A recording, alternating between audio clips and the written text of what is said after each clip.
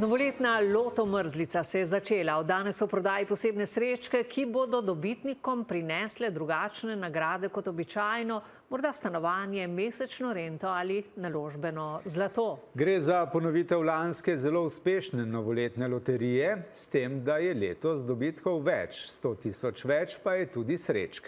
Zakaj nas nepremičnine kot glavni dobitek tako privlačijo, je preverjal Jaka Vran.